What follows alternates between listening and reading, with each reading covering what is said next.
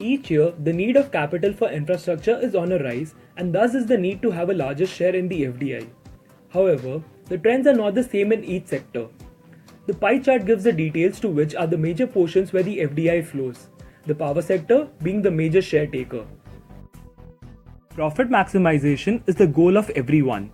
Thus, in addition to the monetary support, foreign money also brings with it a lot of passive effects. Let's have a look at them.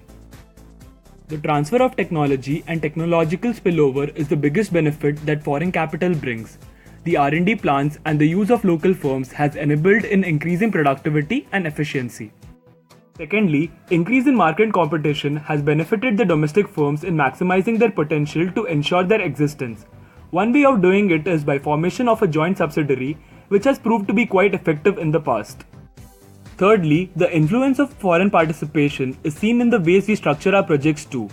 Ways of innovative financing have now started being seen in the Indian contracts, thus avoiding the anomalies and discrepancies which currently exist in the Indian contract system. However, the picture is not all green and there are a few cons of foreign capital too. Firstly, the local companies which are not able to cope up lose their market value. Secondly, the employment factor can be bidirectional. On one hand, they increase the employment with the increase in number of projects, but on the other hand, the advanced technology has resulted in an increase in replacing the labor with the robot. Thirdly, empathy with local population and the local way of doing things is eradicated. The profit maximizing companies have a set standard which they think will be applicable in all parts of the world. Now, let us look at the second major source of foreign money, foreign funds. Multilateral organizations like World Bank, JICA and ADB provide India with long-term loans. India has been the biggest beneficiary for World Bank. JICA has grown as a very important partner of India's infrastructure development story.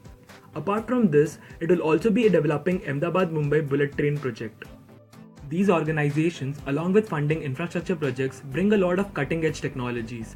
They also boost other foreign investors' confidence in the project. They work on development goals and not on profit motives. Therefore, they can sustain less viable projects and also set an example for other projects in terms of stakeholder management and participation. In India, we are most concerned about the cost. So let's see the cost associated with foreign capital. The costs are many times not direct and hence needs careful consideration. We took Ahmedabad-Mumbai bullet train project as an example and tried to analyze it. The Ahmedabad-Mumbai bullet train project has created a lot of buzz in the country. Many questions are raised on its feasibility and rightly so.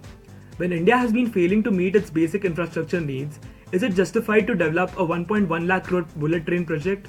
Let us speak into some of the economics of the project. JICA has promised an investment of Rs 88,000 crore, that is 80% of the capital for a 50-year loan charged at only 0.1%. Sounds quite tempting, right? But here is the catch.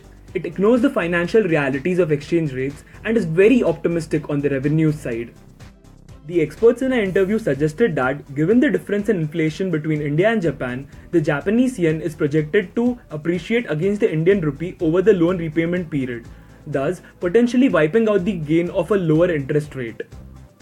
However, even after considering the cost of hedging the project against currency risks, they do not expect the actual interest rate to be more than 7%. This is still cheaper than what we usually borrow from the domestic market.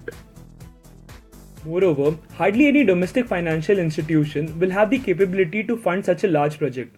Also, the benefits from technology transfer and spillover effects over the economy will be substantial. Therefore, cost of foreign capital needs to be calculated by considering appropriate hedging strategies like currency swaps and forward contracts.